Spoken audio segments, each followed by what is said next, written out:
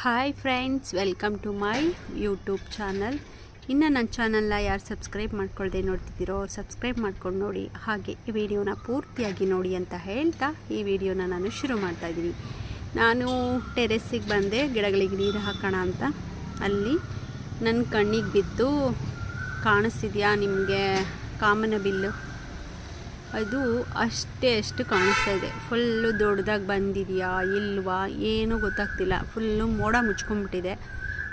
ನನಗಂತೂ ಅಷ್ಟು ನೋಡೋಕ್ಕೆ ಖುಷಿ ಆಯಿತು. ಮೋಸ್ಟ್ಲಿ ಈಗ ಬರ್ತಿದೆಯೇನೋ ಅದು, ಏನು ಅಂತಲೂ ಗೊತ್ತಿಲ್ಲ. ಬೇರೆ ಕಡೆ ಇನ್ನೆಲ್ಲೂ ಕಾಣಿಸ್ತಿಲ್ಲ, ಬರೀ ಅಷ್ಟು ಕಾಣಿಸ್ತಾ ಇದೆ. ಕಾಣಿಸ್ತಿದೆಯಾ? ಅಷ್ಟೇ ಕಾಣಿಸ್ತಿರೋದು ನನಗೂ. ನೋಡಿ, ಪುಟ್ಟದಾಗಿ ಕಾಣಿಸ್ತಿದೆ. ಇಷ್ಟು ಒಂದು ಮಾರಿರ್ಬೋದೇನೋ ಅನ್ನೋ ಥರ ಕಾಣಿಸ್ತಾ ಇದೆ. ಸಖತ್ತಿದೆ. ಅದು ಫುಲ್ ಬಂದಿದ್ರೆ ಇನ್ನೂ ಚೆನ್ನಾಗಿರೋದು, ಖುಷಿಯಾಗೋದು. ಎಷ್ಟೊಂದು ಮೋಡ ಇದೆ, ಮಳೆ ಅಂತೂ ಬರಲಿಲ್ಲ. ಕಾಮನಬಿಲ್ ಬಂದುಬಿಟ್ಟಿದೆ. ಸುಮಾರು ಹೊತ್ತು ವೆಯ್ಟ್ ಮಾಡಿದೆ, ಅಷ್ಟೇ ಇತ್ತು ಪೂರ್ತಿ ಬರುತ್ತೇನೋ ಅಂತ. ಬರಲೇ ಇಲ್ಲ. ಮೋಸ್ಟ್ಲಿ ಅದು ಹಾಗೆ ಹೊರಟೋಗುತ್ತೆ ಅನಿಸುತ್ತೆ. ಕಾಮನಬಿಲ್ಲು ನೋಡಿ ತುಂಬ ವರ್ಷಗಳಾಗಿತ್ತು. ಅಷ್ಟನ್ನು ನೋಡಿ ಖುಷಿ ಆಯಿತು ಅಷ್ಟೇ.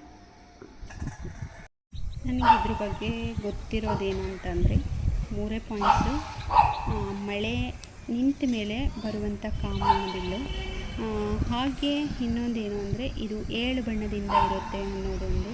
ಅದರಲ್ಲಿ ಬಣ್ಣ ಯಾವ್ಯಾವುದು ಅಂದರೆ ಊದು ನೀಲಿ, ನೇರಳೆ, ಹಸಿರು, ಹಳದಿ, ಕಿತ್ತಳೆ, ಕೆಂಪು, ಇಷ್ಟು ಮಾತ್ರ ನನಗೆ ಗೊತ್ತಿದೆ.